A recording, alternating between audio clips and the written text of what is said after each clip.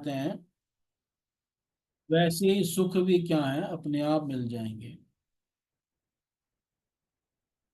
तो यहाँ पे कहने का भाव यह है, न वे जनो जातु कथंचना ब्रजेन मुकुंद सेव्यन्यवदंग संसृतिम स्मरन् मुकुंदांग्रि उपगूहनम पुनर्विहातुमिच्छेन्न रसग्रहो यत। तो मान लो प्रश्न उठे कि ठीक है, भक्ति के लिए प्रयास करें और सुख दुख के लिए प्रयास न करें, वो तो अपने आप प्राप्त हो ही जाएगी। पर ये भी देखा जाता है कि भक्त भी कई बार भक्ति से गिर जाते हैं, तो फिर इसका क्या उपाय है। तब उसका उत्तर दे रहे हैं, हे प्रिय व्यास, यद्यपि भगवत भक्त कभी कभी किसी न किसी कारण से नीचे गिर जाता है, लेकिन उसे अन्यों अर्थात सकाम कर्मियों की तरह भव चक्र में नहीं आना पड़ता। क्योंकि जिस व्यक्ति ने भगवान के चरण कमलों का आस्वादन एक बार किया है, वह उस आनंद का पुनः पुनः स्मरण करने के अतिरिक्त और कुछ नहीं कर सकता। न वे जनो जातु कथंचना ब्रजे।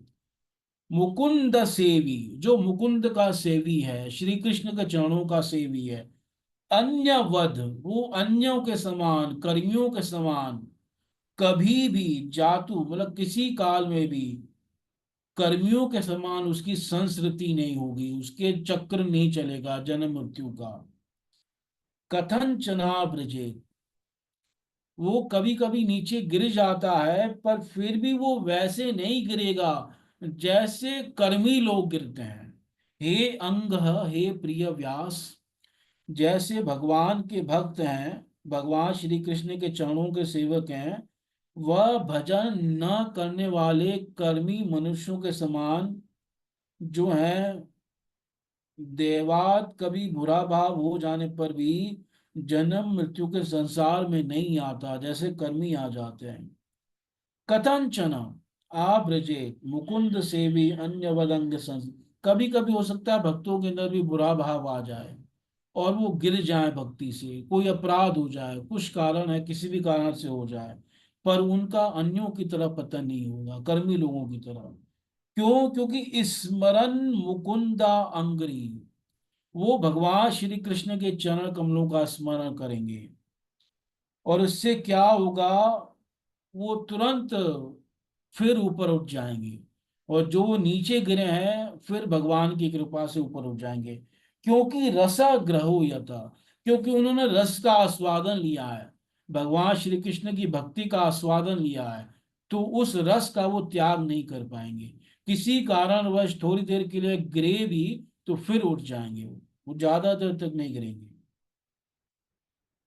वे वह भगवान के चरण कमलों का आलिंगन स्मरण करके फिर उसे छोड़ना नहीं चाहता, क्योंकि उसे रस का चस्का लग जाता है। यानी कह रहे हैं, स्मरण मुकुंद अंग्री उपगूहनम, भगवान के चरण कमलों का स्मरण करके, उनका आलिंगन करके, पुनः विहातुम न इच्छेन, उसको दोबारा त्याग करने की इच्छा नहीं करेगा। क्यों नहीं करेगा? रस ग्रहो यत, क्योंकि उसे रस का चस्का लग गया है, उसने रसास्वादन किया है। इसलिए जो है, भक्त का अगर बुरा भाव आ गया, पतन भी हो गया, तो वैसा पतन नहीं होगा जैसे संसारिक लोगों का होता है। वो पतन भी नहीं होगा, थोड़ी देर के बाद उसे फिर होश आएगा, और वो भगवान के चरण कमलों का स्मरण का आलिंगन का याद करके वो फिर से ऊपर उठ जाएगा, और फिर भगवान के चरण कमलों को त्यागने का कभी सोचेगा भी नहीं, क्योंकि उसे रस का चस्का लग गया है। तो कह रहे हैं कि हे वेद व्यास, इदं हि विश्वं भगवान् वेतरो, यतो जगत्स्थान निरोध संभवा, तद्धि स्वयं वेद भवांस्तथापि वे प्रादेश मात्रं भवतः प्रदर्शितम्। इदं हि विश्वम भगवान, ये पूरा जगत ही भगवान है, भगवान का एक रूप है, जिनसे इस जगत की उत्पत्ति, पालन और संहार हो रहा है। यतः जगत स्थान, स्थान का मतलब पालन, और निरोध, निरोध का मतलब संहार, और संभवा, संभवा का मतलब सृष्टि। तो जिनसे सृष्टि हो रही है, पालन हो रहा है और संहार हो रहा है, वही भगवान इस संसार के रूप में भी हैं और इस संसार से अलग भी हैं। इतरह यानी तीनों बातें हैं, संसार भगवान से बना, भगवान ही पालन कर रहे हैं, भगवान ही संहार कर देंगे, और इस संसार के रूप में भगवान ही बन गए हैं, भगवान का ही एक रूप है और भगवान इससे अलग भी हैं। तो तीनों बातें श्लोक में कह गई। इदम भी विश्वम भगवान, ये पूरा विश्व ही भगवान है, भगवान का एक रूप है, भगवान ने अपने आप को इस जगत के रूप में बना दिया और साथ में भगवान उसकी सृष्टि भी करते हैं, पालन भी करते हैं, संहार भी करते हैं, और साथ में भगवान इससे अलग भी हैं। कोई कहे कि भगवान जगत के रूप में बन गए तो अब भगवान खत्म हो चुके हैं, है ना? नहीं, ऐसा नहीं है, भगवान की सत्ता अलग भी रहती है, इससे अलग भी रहते हैं। जैसे वेद मंत्र कह रहा है, पूर्णस्य पूर्णमादाय पूर्णम एव अवशिष्यते, पूर्ण में से पूर्ण निकालो तब भी पूर्ण बचे, ऐसे हैं भगवान। ओम पूर्णम मद पूर्णम इदम, ये संसार भी पूर्ण है क्योंकि भगवान का स्वरूप है। तो तद ही स्वयं वेद, ये बात आप जानते हैं स्वयं, क्योंकि आप भी उन्हीं भगवान के अवतार हैं। तथापि वे, तो भी मैंने आपको प्रादेश मात्रम, मैंने आपको संक्षेप में बता दिया, भवतः प्रदर्शितम, अब आपका विस्तार से वर्णन कीजिए इस तत्व का, भगवान के स्वरूप का, भगवान की लीलाओं का। त्वमात्मनात्मानमवेयमोघदृक् परस्य पुंस परमात्मन कलाम् अजं प्रजातं जगतः शिवाय तन्महानुभावबुद्धयोधिगण्यताम्। कह रहे हैं कि आपकी दृष्टि अमोघ है और आप जो है अपने आप को समझिए, आप कौन हैं। तुम में पूर्ण दृष्टि है, तुम भगवान को जान सकती हो क्योंकि तुम भगवान के अंश स्वरूप हो। यद्यपि तुम अजन्मा हो, लेकिन समस्त लोगों के कल्याण हेतु इस पृथ्वी पर प्रकट हुए, अतः भगवान श्री कृष्ण की लीलाओं का अधिक विस्तार से वर्णन करो।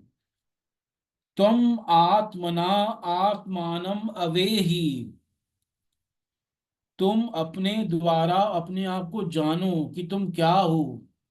अमोघ दृक्, तुम्हारी दृष्टि जो है अमोघ है। परस्य पुंस परमात्मन कलाम, जो परम पुरुष हैं भगवान विष्णु हैं, आप उनकी कला हो, उनके अवतार हो। और आप अजन्मा होकर भी जगत में जन्म लिया है आपने, अजम प्रजातम, अजन्मा होकर भी जगत में आए हैं। किस लिए आए हैं? शिवाय, इस जगत के कल्याण के लिए आए हैं, जगत के उद्धार के लिए आपका जन्म हुआ है। आप अपने आप को समझो व्यास जी, आप ऐसे शोक के सागर में मत डूबो, ऐसे दुख में मत जाओ, आप अपने आप को जानो, आप क्या हो, आप भगवान के अवतार हो और आप अजन्मा हो, जगत में आए हो संसार का कल्याण करने के लिए। इसलिए आप क्या करो, महानुभाव अभ्य उदयो अधिगण्यताम, जो महानुभाव भगवान है उनकी जो लीलाएं हैं उसका वर्णन करो। अधिगण्यताम यानी उनका वर्णन कीजिए। महानुभाव से मतलब भगवान, और अभ्युदय का मतलब उनकी जो लीलाएं हैं उनका वर्णन कीजिए, उनको लिखिए, क्योंकि आप इसीलिए जगत में आए हो, जगत का कल्याण करने के लिए। वो कल्याण होगा भगवान की लीलाओं से, और किसी से कल्याण नहीं हो सकता। तो इसलिए आप अपने आप को पहचाने, कई बार याद दिलाना पड़ता है कि आप क्या हो, है ना? जैसे संसार के लोग भी भूल जाते हैं, उनको याद दिलाना पड़ता है, भाई तुम क्या हो और कहाँ फंसे हुए हो, तुम भगवान की अंश हो, है ना? तुम अपने आप को समझो, अरे तुम आत्मा हो, आत्मा इतनी शक्ति है कि वो पूरे आकाश को ढक सकता है, ऐसी योग्यता से भगवान ने तुम्हें बनाया है। और तुम कहाँ ये, मतलब जो कूड़ा करकट है, ये संसारी भोग है, इनमें फंसे हुए हो, है ना? योग्यता इतनी है कि अगर तुम अपने पे आओ तो पूरे आकाश को ढक दो, और कहाँ तुम संसार में फंसे हुए हो। तो इस प्रकार से जीव को जगाना पड़ता है कई बार। जीव ऐसे यहाँ पे नारद जी जो हैं वेद व्यास को जगा रहे हैं कि अपने आप को पहचान होता हूँ, आत्मना आत्मानम अवेही, जानो, आप अजन्मा हो, भगवान के अवतार हो, भगवान के अंश हो, इस जगत में आए हो संसार का कल्याण करने के लिए। तो भगवान की लीलाओं का वर्णन करें।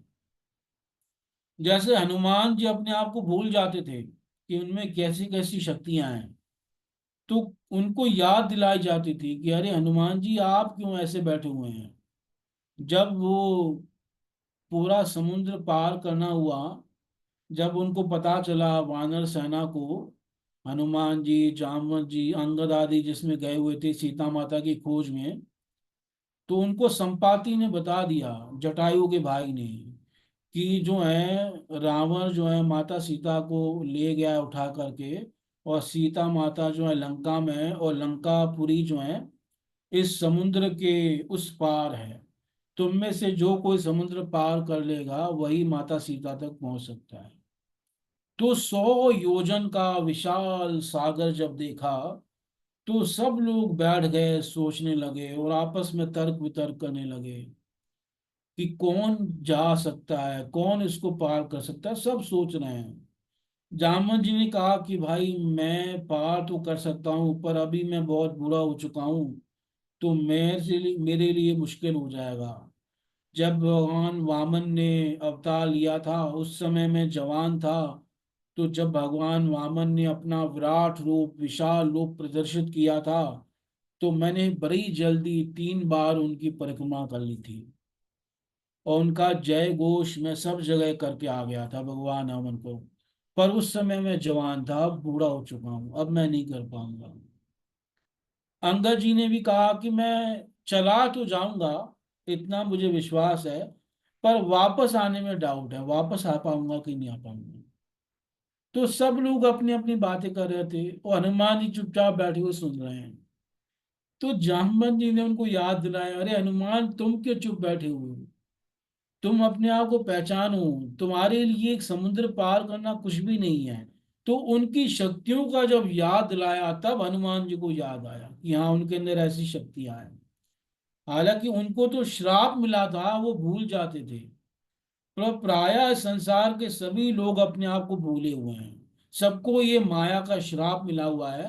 किसी को अपने आप को याद नहीं कि वो क्या चीज है, क्या है और कहाँ फंसे हुए हैं। माया ने ऐसा सबको भुला दिया है। और ये भक्त हैं जो जामवंत की तरह हैं, जो ये भूले हुए संसारी लोग जो हनुमान जी की तरह हैं, उनको याद दिलाते रहते हैं कि तुम अपने आप को पहचानो, तुम क्या चीज हो। है ना, तुम कहाँ ये माया के चक्कर में, विषयों के चक्कर में, भोगों के चक्कर में फंसे हुए हो। तुम अरे किसकी संतान हो, तुम्हारा पिता कौन है, तुम्हारे जो हैं तुम किसके अंश हो। इस प्रकार से वो याद दिलाते हैं तुम्हारा असली घर भगवान का धाम है, ये कहाँ इस संसार में फंसे हुए हो। तो ऐसे ही जब हनुमान जी को याद दिलाया, अरे हनुमान जी, आप चाहें तो बड़ी आसानी से समुद्र को पार कर सकते हैं। और ऐसा ही हुआ। जब उनको उनकी शक्तियों का याद आया, स्मरण आया, हनुमान जी ने अपना ऐसा विस्तार किया, कहते हैं कि एक छलांग में समुद्र पार कर दिया। एक जंप लगाई, वो समुद्र पूरा पार हो गया। इतना उनमें बल था, इतनी शक्ति थी। तो ऐसे ही वेद व्यास जी को नारद जी याद दिला रहे हैं और कह रहे हैं कि आप भगवान की लीलाओं का क्या कीजिए, वर्णन कीजिए। इदं हि पुंस तपसा श्रुतस्य वा स्विष्टस्य सूक्तस्य च बुद्धिदत्तयो अविच्युतोऽर्थ कविभिर्निरूपितो यत् उत्तम श्लोक गुणानुवर्णनम। इदम ही पुंस, विद्वानों ने इस बात का निरूपण किया है कि मनुष्य की तपस्या, वेदाध्ययन, यज्ञ अनुष्ठान, स्वाध्याय, ज्ञान और दान का एकमात्र प्रयोजन यही है कि पुण्य कीर्ति श्री कृष्ण के गुणों और लीलाओं का वर्णन किया जाए। विद्वानों ने, कवियों ने यही निरूपण किया है कि व्यक्ति की जितनी तपस्याएं हैं, इदम ही पुंस तपस्या, यहाँ जितना उसने वेदों का अध्ययन किया है, श्रुतस्य वा, यहाँ जितने उसने यज्ञ आदि किए हैं, स्विष्टस्य, सूक्तस्य, यहाँ उसने जितना ज्ञान अर्जित किया है, और बुद्धि दत्तयो, बुद्धि का, और जो उसने दान आदि दिया है, इन सब का एक ही अर्थ है, एक ही प्रयोजन है, अविच्युतो अर्थ। जो प्रयोजन क्या है कि जो कवियों ने, विद्वानों ने वर्णन किया है, कवि भी निरूपित हो, यद उत्तम श्लोक गुणानुवर्णम, कि उत्तम श्लोक भगवान श्री कृष्ण के गुणों का वर्णन किया जाए, उनकी लीलाओं का वर्णन किया जाए। यही सारे दान का फल है, यही सबकी तपस्या का फल है, यही सबके वेदाध्ययन का फल है, यही सबके यज्ञ आदि का फल है, यही दान आदि का फल है, यही ज्ञान का फल है। जितने पवित्र कार्य हैं उनका एकमात्र प्रयोजन, एकमात्र फल ये है कि श्री कृष्ण के गुणों का वर्णन किया जाए।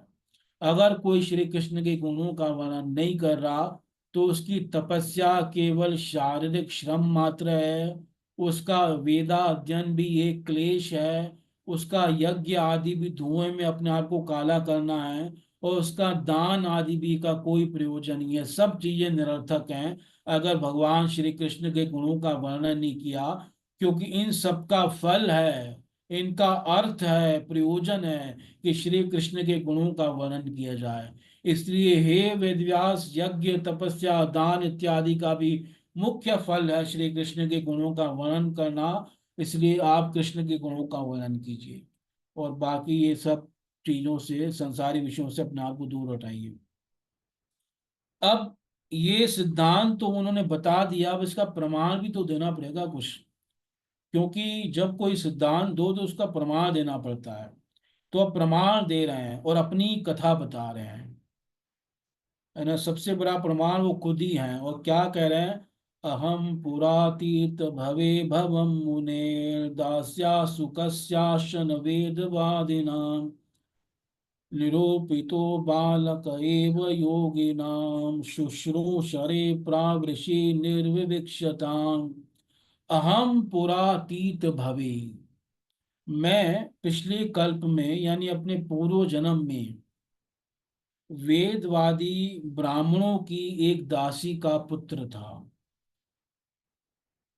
मुने, हे वेद व्यास, अहम, मैं नारद, पुरातीत भवे, पुरातीत यानी अपने पिछले जन्म में, अभवम, मैं क्या बना, दास्यास्तु कस्याश्चन वेदवादिनाम, जो वेदवादी ऋषि थे, उन ब्राह्मण थे, उनकी दासी का लड़का था, उनका पुत्र था।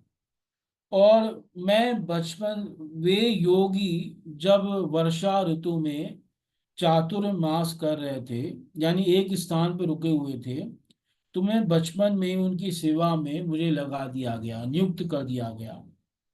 निरूपितो बालक एव, मैं जब बच्चा था, बालक था, उसी समय मुझे योगी नाम, जो योगी थे, वेदवादी ऋषि मुनि थे, उनके शुश्रूषणे, उनकी सेवा में लगा दिया। कब लगा दिया? प्रावृषि, जब वर्षा काल के समय, 4 महीने जब वर्षा के होते हैं, तो निर्विवक्षताम, जब वो एकांत में, मतलब एक जगह एक स्थान में रुके हुए थे, तो मुझे उनकी सेवा में लगा दिया गया। पहले जब ऋषि मुनि, योगी जन चातुर्मास करते थे तो वो कहीं भ्रमण नहीं करते थे, वो एक स्थान पर रुक जाते थे। क्योंकि पहले जो है सब जगह कच्चे जो हैं होते थे, रोड वगैरह मिट्टी वगैरह के, कोई ऐसे ये जो सब नहीं होते सीमेंट वगैरह के। तो उस समय पानी बहुत ज़्यादा, कीचड़ वगैरह हो जाती थी, तो यातायात में बड़ी दिक्कत होती थी। तो ऋषि मुनि प्राय जो भ्रमण करने वाले लोग हैं, वो एक जगह रुक जाते थे। तो ऐसे ही भक्त लोग भी एक जगह रुक करके चातुर्मास करते थे, कठिन तपस्या करते थे। तो ऐसे ही जो योगी हैं, जो वेदवादी ऋषि मुनि हैं, वो ऐसे ही रुके हुए थे। यहाँ ये भगवान की भक्ति हैं, और वो एक जगह रुके हुए थे, और नारद जी की माँ जो है उनकी सेवा करती थी। तो नारद जी को भी उन्होंने सेवा में लगा दिया, और बचपन में ही लगा दिया भक्तों की सेवा करने में। ते मयि अपेताखिल चापलेर्भके दान्ते धृत क्रीडन केनुवर्तिनि चक्रो कृपां यद्यपि तुल्य दर्शना शुश्रूषमारे मुनियोल्पभाषिणी। मैं यद्यपि बालक था, नारद जी कह रहे हैं, पर फिर भी किसी प्रकार की चंचलता नहीं करता था। जैसे बालक चंचल होते हैं ना, वैसे नारद जी नहीं थे। अपेत अखिल चापल अर्भके, यानी मैंने सारी चपलता आदि जो है, चंचलता आदि बचपन में ही त्याग कर दी थी। अपेत, अखिल यानी सारी, चापल्य का मतलब चंचलता, अर्भ के मतलब बचपन में ही। और मैं जितेंद्रिय था, मैं अपनी इंद्रियों पे कंट्रोल भी था। दांते, और अधृत क्रीडन के, मैं खेलता भी नहीं था, खेल कूद नहीं करता था। जैसे बच्चे बहुत खेलते कूदते हैं ना, मैं नहीं खेलता था। और अनुवर्तिनी, मैं उनकी आज्ञा अनुसार उनकी सेवा भी कर देता था, है ना। मतलब जैसे लापरवाह होते हैं ना कई लोग, वो बच्चे तो खासकर ज्यादा लापरवाह होते हैं, वो किसी की बात सुनते नहीं है। पर नारद जी ऐसे नहीं थे, वो पूरी उनकी आज्ञा का पालन करते थे, वो जो ऋषि मुनि जो कहते थे।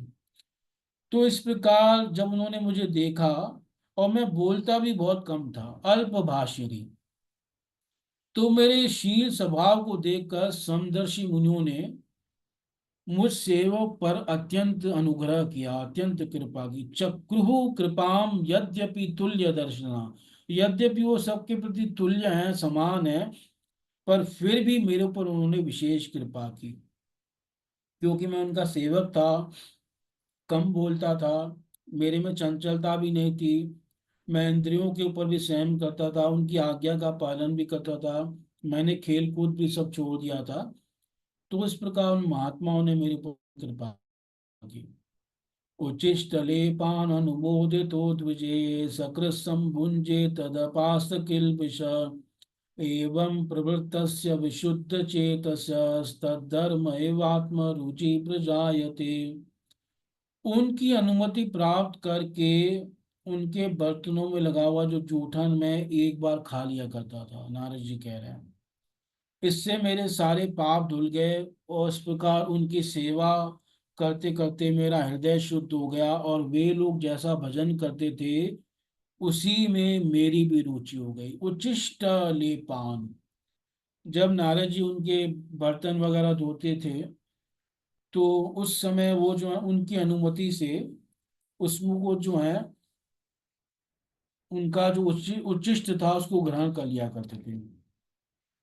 अनुमोदितो तुझे, अपनी स्वतंत्रता से नहीं, उनसे आज्ञा लेकर, और उन ऋषि मुनियों ने उनको आज्ञा भी दे दी कि हाँ तुम ग्रहण कर सकते हो, है ना। उनकी एक बार जो है, उनकी जो उच्चिष्ट उनकी जूठन खाता था, तो उससे हुआ क्या, सकृत संभुंजे, मतलब सकृत का मतलब एक बार। और इससे क्या हुआ, अपास्त किल्बिष, मेरे सारे पाप सारे क्लिबिश क्या हो गए, दूर हो गए, सारे पाप धुल गए, और मेरा हृदय शुद्ध हो गया, विशुद्ध चेतस। एवं प्रवृत्तस्य, इसी प्रकार मैं लगा रहा, यानी वो दिन में एक बार उनका उच्चिष्ट जो है प्रसाद पा लिया करते थे। और हुआ क्या, जैसी उनकी जिस धर्म में रुचि थी, जिस भक्ति में रुचि थी, मेरी भी रुचि वैसे हो गई। तद धर्म एव आत्म रुचि प्रजायते, मेरी भी उन्हीं के साधन में, उन्हीं के धर्म में रुचि, प्रेम उत्पन्न हो गया। तो पहले उनकी सेवा की, फिर उनकी कृपा से उनको उनका उच्चिष्ट प्रसाद मिला। अब आगे कह रहे हैं कि वो रोज कृष्ण कथा गाती थी, और मैं उनसे सुनता था। तत्रान्वहं कृष्ण कथा प्रगायताम अनुग्रहेण शृण्वं मनोहरा। ता श्रद्धया मेऽनुपदं विशृण्वत प्रिय श्रवत्संग मम अभवत रुचि। तो नारद जी कह रहे हैं, हे व्यासदेव, उस संगति में मैं तथा उन महान वेदांतों की कृपा से मैं उनके द्वारा भगवान श्री कृष्ण की मनोहर लीलाओं का वर्णन सुन सका, और इस प्रकार ध्यान पूर्वक सुनते रहने से भगवान के विषय में प्रतिक्षण अधिकाधिक सुनने के प्रति मेरी रुचि बढ़ती गई। तत्र अनुहम, यानी अनुहम का मतलब है रोज, कृष्ण कथा रोज सुननी चाहिए, है ना। लोग जो है आलस दिखाते हैं, और भगवान की कथा सुलभ होती है तब भी उसको ग्रहण नहीं करते। है ना, ये दुर्भाग्य है लोगों का। पर नारद जी रोज उत्साह से कृष्ण कथा सुनते थे। अनुवहम, अनुवहम का मतलब रोज। कृष्ण कथा प्रगायताम, वो कृष्ण कथा गाते थे, वर्णन करते थे। और अनुगृहीण अश्रवम मनोहरा, और मैं उसको मनोहर कृष्ण कथाओं को जो मन को हरने वाली हैं सुनता था। अश्रवम, तो सुनते सुनते अनुपदम, है ना, पग पग पर विशृणवत, श्रद्धा पूर्वक मैं सुनता था। और मेरी भगवान में प्रिय श्रवसी, जिनका यश प्रिय है, परम पवित्र है और प्रिय है, उनमें मेरी रुचि हो गई, भगवान में मेरी रति हो गई। तो इस प्रकार देखो, पूरा जो है भक्ति के जो क्रमिक विकास है, जिसमें रूप गोसाई पढ़ते हैं, कहते हैं आदो श्रद्धा, तथा साधु संग, अथा भजन क्रिया, अनर्थ निवृत्ति, ये सब चीजें इसमें आ गई हैं यहाँ पे। श्रद्धा भी थी नारद जी की, और उन्होंने साधु संग भी किया। साधु संग के बाद वो कह रहे हैं जैसे उनकी रुचि थी वैसे मेरी भी हो गई, यानी भजन क्रिया भी हो गई। और फिर कह रहे हैं कि मेरा हृदय शुद्ध हो गया, ये अनर्थ निवृत्ति हो गई। और फिर वो कह रहे हैं कि आत्म रुचि प्रजायते, यहाँ पे निष्ठा हो गई, है ना। उसके बाद प्रिय श्रृंग, अब मम भवत रुचि, आसक्ति आदि भी हो गई। इस प्रकार से भाव प्रेम ये सारी अवस्थाएं पे नारद जी पहुंच गए क्रम से। ये सब वर्णन करें। तस्मिन् तदा लब्ध रुचिर महामुने, प्रिय श्रवस्य स्खलिता मतिर्मम, यया हम एतत्सत् असस्व मायया, पश्ये मयि ब्रह्मणि कल्पितम परे। तो कह रहे हैं तस्मिन् तदा लब्ध रुचिर, जब मेरे को भगवान में इस प्रकार रुचि हो गई, हे महामुनि, जो ही मुझे भगवान का आस्वाद प्राप्त हुआ, त्यों ही मेरा ध्यान भगवान का श्रवण करने के प्रति अचल हो गया। और जो ही मेरी रुचि विकसित हो गई, त्यों ही मुझे अनुभव हुआ कि मैंने अज्ञानतावश ही स्थूल तथा सूक्ष्म आवरणों को स्वीकार किया है, क्योंकि भगवान तथा मैं दोनों ही दिव्य हैं। तस्मिन तदा लब्ध रुचि, हे महामुने, हे वेदव्यास, जब मेरी ऐसी रुचि हो गई यानी आसक्ति हो गई, प्रिय श्रवसी, जिनका यश प्रिय है, ऐसे भगवान में, अस्खलिता मतिर्मम, मेरी मति उनमें अस्खलित हो गई, यानी पूर्ण रूप से निश्चल हो गई, स्थिर हो गई। और यया हम एतद, जिससे मैंने देखा, क्या देखा, सत असत रूप जगत को अपने पर ब्रह्म स्वरूप आत्मा में माया से कल्पित देखा, है ना। स्व मायया पश्ये मई ब्रह्मणि कल्पितम परे, कि ये जो संसार है ये कल्पित है, और मैंने ऐसे ही स्थूल सूक्ष्म आवरणों को स्वीकार किया है, जबकि मैं इससे परे हूँ, दिव्य हूँ। इस प्रकार से उन्हें अपना अनुभव हुआ। तो इस प्रकार से वो भाव की दशा में, प्रेम की दशा में ये सब जो है आस्वादन कर पाए, है ना। इस प्रकार से धीरे धीरे मतलब वो क्रमिक उनका विकास हुआ। तो मतलब अभी पूरा शुद्ध एकदम प्रेम भी प्राप्त नहीं हो गया, पर वो आसक्ति आदि के दशा तक पहुंच गए नारद जी, इस प्रकार अभ्यास करते करते। इत्थं शरत् प्रावृशिको ऋतु हरेर्विषण्वतो मनुसवं, यशोमलं संकीर्त्यमानं मुनिभिर्महात्मभिर्भक्ति प्रवृत्ता आत्मरजस्तमोपहा। इत्थम, इस प्रकार से शरद ऋतु में और वर्षा ऋतु में, क्योंकि चातुर्मास में 4 महीने होते हैं, और 4 महीनों में 2 ऋतुएं आ जाती हैं। पहले 2 महीने जो होते हैं सावन और भादो के, श्रावण और भाद्रपद जिन्हें कहते हैं, तो वो वर्षा ऋतु के होते हैं। उसके बाद आश्विन और कार्तिक जो है ये शरद ऋतु के 2 महीने होते हैं। जैसे इस समय शरद ऋतु चल रही है हमारे यहाँ पे। तो इन दोनों ऋतुओं में, शरद और वर्षा ऋतु में, मैंने भगवान का यश सुना। विष्णुवतो मैनुस्वम यशोमलम, भगवान के पवित्र यश को मैं सुनता था। इस प्रकार शरद और वर्षा, इन दो ऋतुओं में ना, तीनों समय, मतलब 3 समय उनसे वो सुनते थे। हरि के निर्मल यश का जो है संकीर्तन उन्होंने किया, और मैं प्रत्येक बार बड़े ध्यान से सुनता था। अनुस्वम का मतलब है तीनों समय वो सुनते थे, रोज भी सुनते थे, और उस रोज में भी तीनों समय सुन रहे हैं। देखो कितनी कृष्ण कथा में प्रीति है, प्रेम है। और संकीर्तमान है मुनि भी, वो मुनि भी उसका गायन करते थे, संकीर्तन करते थे कृष्ण कथा का, और ये सुनते रहते थे। और उनकी भक्ति प्रवृत्ता, उनकी भक्ति जो है प्रवृत्त हो गई, उनको जो है भक्ति का प्रादुर्भाव हो गया। अब यहाँ भक्ति का प्रादुर्भाव का मतलब है ये प्रेम भक्ति प्राप्त हो गई। यहाँ साधना भक्ति मत समझना, क्योंकि साधना भक्ति तो पहले से ही कर रहे हैं, वो श्रवण कर रहे हैं, साधना भक्ति है ना, वो जो है, और जो जो भक्ति के अनुष्ठान कर रहे हैं वो साधना भक्ति तो पहले से ही कर रहे हैं। तो यहाँ जो भक्ति प्रवृत्ता कही गई है ये प्रेम भक्ति, तो उन्हें इस प्रकार से क्रम से धीरे धीरे वो आसक्ति भाव और प्रेम तक पहुंच गए, प्रेम भक्ति उन्हें प्राप्त हो गई।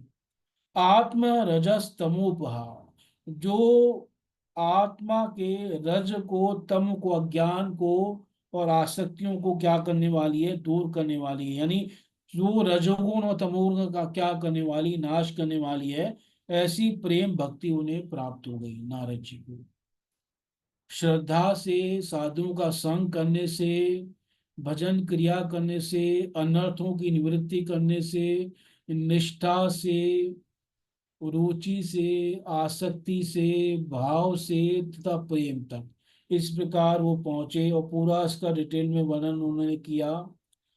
और वो नित्य कृष्ण कथा सुनते थे, भगवान की भक्ति करते थे, उनकी आज्ञाओं का पालन करते थे, उनकी सेवा करते थे, उनका उच्छिष्ट प्रसाद ग्रहण किया करते थे। तो इस प्रकार से वो धीरे धीरे प्रेम भक्ति में पहुंच गए। इसे भक्ति प्रवृत्ता, भक्ति प्रवृत्ता से मतलब ये नहीं होना चाहिए कि साधन भक्ति में पहुंचे, क्योंकि साधन भक्ति तो पहले से हो रही थी। भक्ति प्रवृत्ता का मतलब है प्रेम भक्ति के धरातल पे नारद जी पहुंच गए।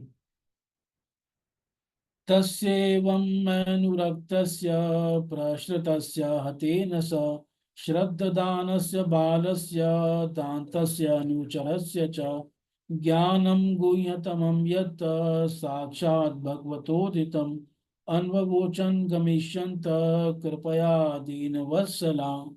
तो कह रहे हैं जब मैं इस प्रकार से लगा रहा उनकी सेवा में, भक्ति में, मैं उन मुनियों के प्रति अत्यधिक आसक्त था, मेरा आचरण विनम्र था, और मैं उनकी सेवा के कारण मेरे सारे पाप विनष्ट हो चुके थे।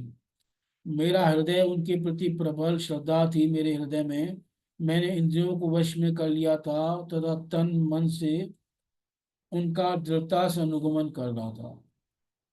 तो दीन जनों पर अत्यंत दयालु उन भक्ति वेदांतों ने जाते समय मुझे उस गुह्यतम विषय का उपदेश दिया जिसे स्वयं भगवान देते हैं। तो कह रहे हैं मैं तस्य एवं मैं अनुरक्त, मैं अनुरक्त था, विनम्र था, और उनकी सेवा से मेरे सारे पाप धुल चुके थे। मैं श्रद्धालु था, मैं बालक ही था उस समय भी, और मैं अपनी इंद्रियों के ऊपर भी मैंने वश में किया हुआ था, और उनका अनुगामी था, अनुचरस्य। तो जाते समय भगवान का दिव्य ज्ञान मुझे दे गए। ज्ञानम गुह्यतमम यत साक्षात भगवतोदितम अन्ववोचत गमिष्यंत कृपया दीन वत्सला। तो नारद जी को जो है ज्ञान दे के जाते हैं। ये नेवाहम भगवतो वासुदेवस्य वेदस मायानुभावम अविधम ये न गच्छन्ति तत्पदम। तो जिस ज्ञान के द्वारा कह रहे हैं उस उपदेश से जगत के निर्माता भगवान श्री कृष्ण के माया के प्रभाव को मैं जान सका, और जिसके जान लेने पर उनके परम पद की क्या हो जाती है, प्राप्ति हो जाती है।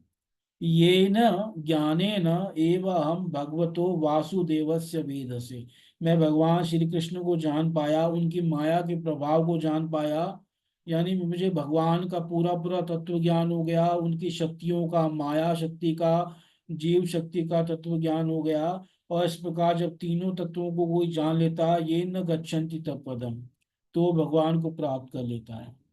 तो हे वेद व्यास, एतत्संसूचितं ब्रह्मन् तापत्रय विचिकित्सितम्, एतत्संसूचितं ब्रह्मन् तापत्रय चिकित्सितम् यदीश्वरे भगवती कर्म ब्रह्मणि भावितम।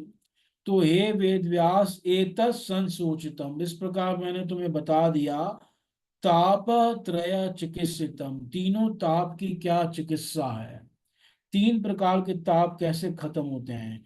यद ईश्वरी, जो भगवान श्री कृष्ण है, भगवती भगवान में, कर्म ब्रह्मणि भावितम, जितने कर्म है व्यक्ति उनको समर्पित कर दे तो इस प्रकार वो कर्म बंधन से मुक्त हो सकता है और उनकी भक्ति प्राप्त करके भगवान को प्राप्त कर सकता है। और यही तीनों तापों की चिकित्सा है, यानी अपने सारे कार्य भगवान को क्या है, समर्पित किए जाएं।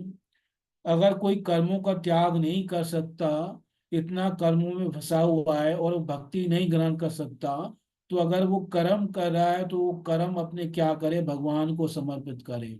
और जब इस प्रकार से वो कर्म भगवान को समर्पित करेगा तो धीरे धीरे उसका हृदय शुद्ध होगा और भगवान की भक्ति में आएगा और उसके तीनों ताप दूर होंगे। तो उसके तीनों तापों से दूर होने का उपाय यही है, मैंने आपको बता दिया। एत संसूचितम ब्रह्मन ताप त्रय चिकित्सितम यदीश्वरे ब्रह्मणि, यदीश्वरे भगवती कर्म ब्रह्मणि भावितम।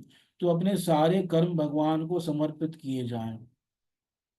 ये सत्य संकल्प व्यास जी पुरुषोत्तम भगवान श्री कृष्ण के प्रति समस्त कर्मों को समर्पित कर देना ही संसार के तीनों तापों की एकमात्र औषधि है।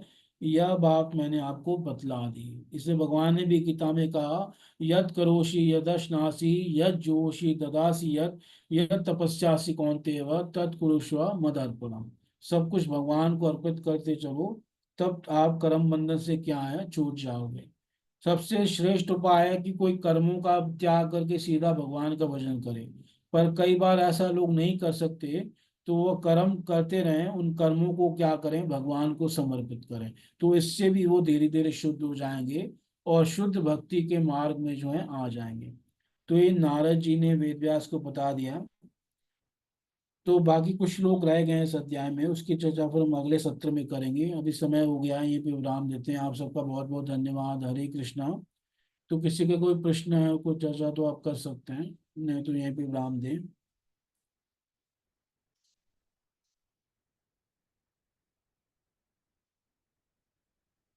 सखी भद्रा माता जी। हरे कृष्ण प्रभु जी, दंडवत प्रणाम। प्रणाम माता जी। प्रभु जी, जैसे हमने ये बहुत बार ही सुना है, सर्वधर्मान् परित्यज्य मामेकं शरणं व्रज। तो हम्म, प्रभु जी, ये जो जैसे वर्णाश्रम धर्म बोल रहे हैं, तो जैसे हम गृहस्थ गृहस्थ हैं, वानप्रस्थ है, ये जो चारों है इसके लिए बोल रहे हैं ना। हाँ हाँ। हाँ, तो प्रभु जी, कई बार ऐसे जैसे होता है कि अपने कर्तव्य हम करते हैं एज ए पेरेंट या फिर जो भी है, तो उसको हम त्यागे, या फिर मतलब इसका कैसे स्पष्ट क्या है जो समझाने के लिए। देखिए, दो अवस्थाएं हैं। एक तो अवस्था यह है सबसे श्रेष्ठ कि अगर कोई सब धर्मों का त्याग करके भगवान की शरण ले ले तो उसे कोई दोष नहीं लगेगा, कोई पाप नहीं लगेगा। और भगवान कह रहे हैं मैं उसे सारे पापों से, सारे दोषों से क्या कर दूंगा, मुक्त कर दूंगा। तो उसमें सारे कर्तव्य आ गए, जो भी आप, चाहे गृहस्थ हो, चाहे आप माँ बाप हो, आप मतलब किसी की परवाह ना करो, भगवान की शरण ले लो भाई। अब हमें कोई मतलब नहीं है, तुम्हें जैसे जो करना है तुम करो। हमने सबको आज़ादी दे दी है, जो जिसको जैसे करना है करे। तो इस प्रकार से अगर वो कोई सच्ची में भगवान की शरण ले ले तो कोई कहे भाई इसको पाप लगेगा, इसने अपना ये कर्तव्य नहीं निभाया, ये ड्यूटी नहीं पूरी की, तो ऐसा नहीं है। भगवान ने वचन दिया है कि जो मेरी शरण में आएगा उसे कोई पाप नहीं लगेगा, कोई दोष नहीं लगेगा। और ऐसे कई उदाहरण भी हैं, कई एग्जाम्पल भी हैं जहाँ वो सब धर्मों का त्याग करके भगवान के पास चले गए तो उनको कोई दोष नहीं लगा। जैसे गोपियां ही हैं, उन्होंने सब कुछ त्याग कर दिया अपने गृहस्थी के धर्मों का, पति धर्म का, देह धर्म का, सारे धर्मों का त्याग करके वो भगवान के पास गई तो उनको कोई दोष नहीं लगा। एक दूसरी अवस्था है कि कई बार कोई भक्त त्याग नहीं कर पाता, पर फिर भी वो जो है भगवान की भक्ति करना चाहता है, पर वो साथ में अपने कर्तव्य भी निभाता है, अपनी ड्यूटी भी पूरी करता है, तो वो भी गलत नहीं है। वो उसको निष्काम भाव से करे और वो जो कर्तव्य है, जो ड्यूटी है, वो जो है उसको उदासीन भाव से करे, उसमें आसक्त न होकर करे। उदासीनता से करे, है ना। उन सब में आसक्त नहीं होना, पहली बात उदासीन रहना है। और दूसरा, अपनी ड्यूटी अपने कर्तव्य करने के बावजूद भी निष्काम भाव से करे, उसका कोई फल न मांगे, और जो करे वो सब भगवान को अर्पित करे। तो इससे भी वो धीरे धीरे क्या हो जाएगा, शुद्ध हो जाएगा। और एक दिन वो भगवान की शुद्ध भक्ति में आ जाएगा, और जिस समय फिर वो सारे ज्योतिष से मुक्त हो जाएगा। इसलिए कहा जाता है ना कि 50 साल के बाद जब व्यक्ति हो जाए तो सारे कर्तव्यों को छोड़ करके केवल भगवान की भक्ति में ध्यान लगाए। पर हम देखते हैं कि 50 साल के बाद भी जब माँ बाप होते हैं, उनकी आसक्ति होती है घर गृहस्थी में और बच्चों में, है ना, वो तब भी संसार को नहीं छोड़ते, अपनी जिम्मेदारियों को नहीं छोड़ते। जबकि उसमें कहा ही गया है ना, 51 52, यानी अब वन में जाओ, है ना, 51 उसमें गिनती में भी आ गया भाई। अब 50 से ऊपर हो गए हो, अब तुम्हें वन में जाना चाहिए, यानी 52, अब वन में जाओ।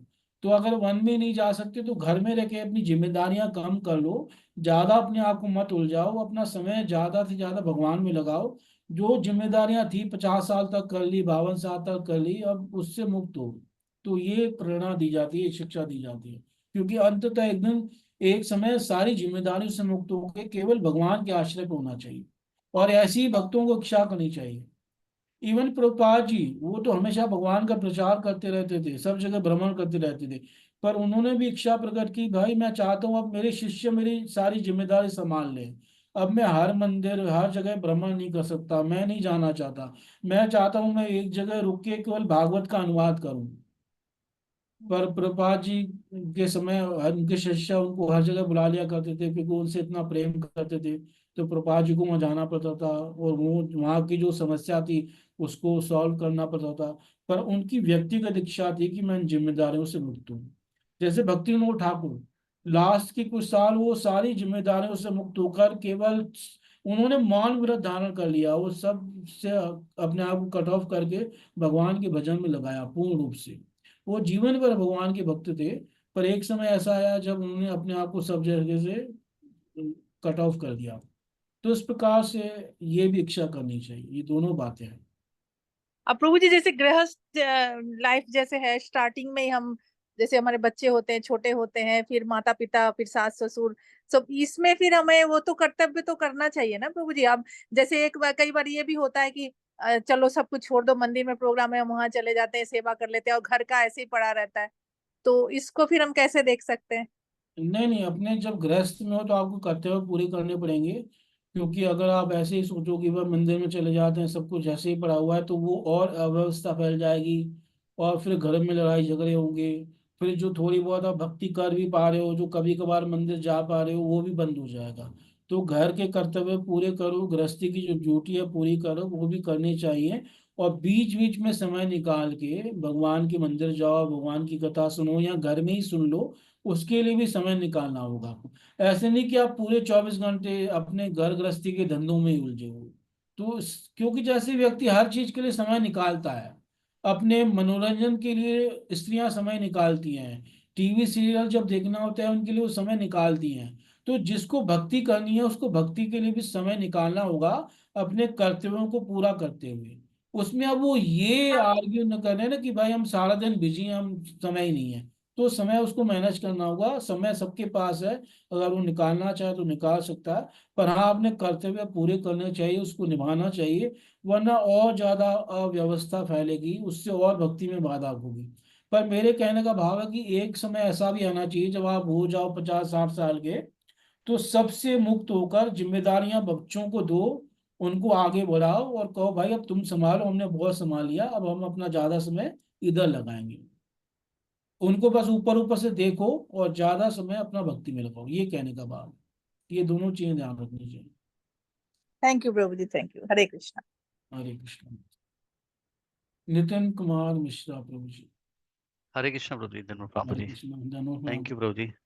प्रभु जी, मेरा प्रश्न ये था कि आपने अभी हमने जो चर्चा की कि नारद जी ने कहा कि पिछले जन्म में जैसे उन्होंने साधुओं की सेवा करी थी हम्म, दासी पुत्र होते हुए, और जूठा भोजन खाया था, तो इससे उनके अंदर भक्ति उत्पन्न हुई, भगवान कृष्ण के प्रति प्रेम उत्पन्न हुआ। हम्म, तो भाई इसको अगर हम अपने रेफरेंस में समझें कि हम भी बीइंग ए भक्त और इसको हमें बहुत सारी अपॉर्चुनिटीज होती हैं सेवाएं करने की फेस्टिवल्स में या डेली बेसिस पे, हम भी सेवा करते हैं प्रभु जी, लेकिन हमारा वो प्रेम या वो उस तरह का भाव उत्पन्न नहीं हो पाता है हमारा, और हम कई सालों से कर रहे हैं। तो क्या सेवा के कई स्तर होते हैं? जो नारद जी का क्या स्तर था और प्रभु जी हम किस स्तर पे हैं अभी, और हमें किस तरह से सेवा का भाव रखना चाहिए ताकि हमें भी वो भक्ति प्राप्त हो? हाँ, इस प्रकार स्तर तो होते हैं, ये बात ठीक है। और साथ में उन्होंने ना अपनी इंद्रियों के ऊपर भी कंट्रोल किया था, है ना। उनकी जब हमने चर्चा की कि वो बचपन से ही अपनी इंद्रियों पे कंट्रोल करते थे, खेल कूद नहीं करते थे, चंचलता नहीं थी, कम बोलते थे, मतलब उन वो शुरू से उनके अंदर अच्छे गुण थे। तो इन गुणों से उनको और सहायता मिल गई। अब हम लोग जो है थोड़े चंचलता भी हमारे अंदर आ जाती है, हम अपनी इंद्रियों पे भी वैसा कंट्रोल नहीं कर पाते। तो ये कई सारी चीजें हैं जिसके कारण हमें वो फल प्राप्त नहीं हो पाता जो प्राप्त होना चाहिए। और फिर हम कई प्रकार के हमारे से अपराध भी हो जाते हैं, है ना। कई बार हम अभाव भी कर बैठते हैं भक्तों में। तो इन सब कारणों से जो हमें फल मिलना चाहिए जो सेवा का, वो हमें कई बार नहीं प्राप्त होता। पर फिर भी मार्ग यही है, हमें लगे रहना चाहिए और भगवान से प्रार्थना करनी चाहिए। और हमारे अंदर तीव्र उत्कंठा होनी चाहिए कि हमें भगवान को प्राप्त करना है, भगवान के प्रेम को प्राप्त करना है।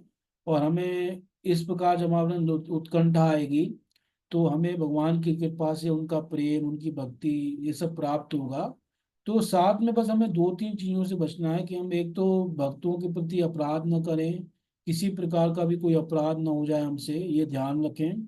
और साथ में हम जो है अपनी इंद्रियों को भी संयम करने की कोशिश करें, अपने आप को धीरे धीरे संयमित करें, तो फिर सिद्धि उतनी जल्दी प्राप्त होगी।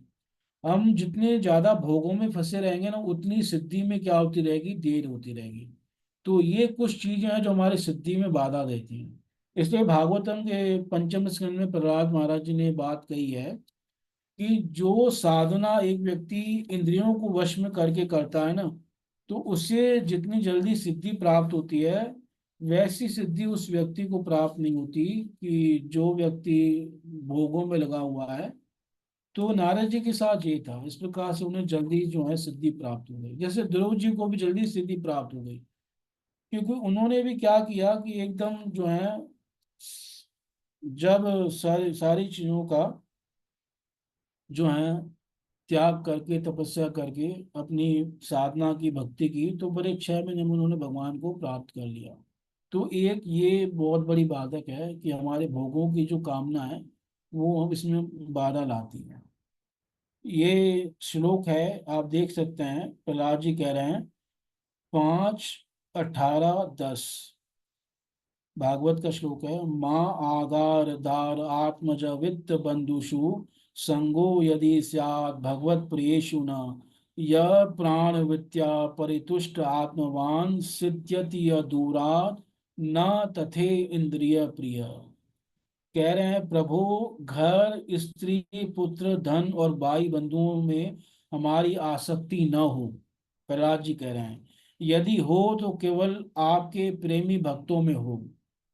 जो सैमी पुरुष केवल शरीर निर्वाह के योग्य अन्न आदि से संतुष्ट रहता है, उसे जितना शीघ्र सिद्धि प्राप्त होती है, वैसे इंद्रिय लोलोप पुरुष को नहीं होती। मतलब यह प्राण विद्या परितुष्ट आत्मवान, जो मतलब जितना से शरीर निर्वाह हो जाए उतने से संतुष्ट रहता है, उसको जितनी जल्दी सिद्धि प्राप्त होगी वैसे उस व्यक्ति को नहीं होगी जिसको बहुत चाहिए। तो उससे उसमें बाधा पड़ती है, ये चीज है, ये कमी है। ठीक है यस तो। प्रभु जी, थैंक यू सो मच। हरे कृष्ण। और किसी भक्त का मुझे प्रश्न अभी तक तो नहीं आया है, और चैट में भी प्रश्न नहीं है प्रभु जी हमारे पास। तो आई थिंक मुझे आज की क्लास हम यहाँ पे क्लोज कर सकते हैं। ठीक है प्रभु जी, यहीं पे थैंक यू सो बंद मच करो। प्रभु जी, बहुत बहुत धन्यवाद आपका समय देने के लिए। और सभी भक्तों को मैं अनम्यूट कर रहे हैं, तो हम सब प्रभु जी का धन्यवाद प्रकट कर सकते हैं। थैंक यू प्रभु जी। Hare Krishna Krishna Krishna Hare Hare, Hare Ram Ram Ram Hare Hare. Hare thank you so much प्रभु जी। हरे कृष्णा। हरे कृष्ण।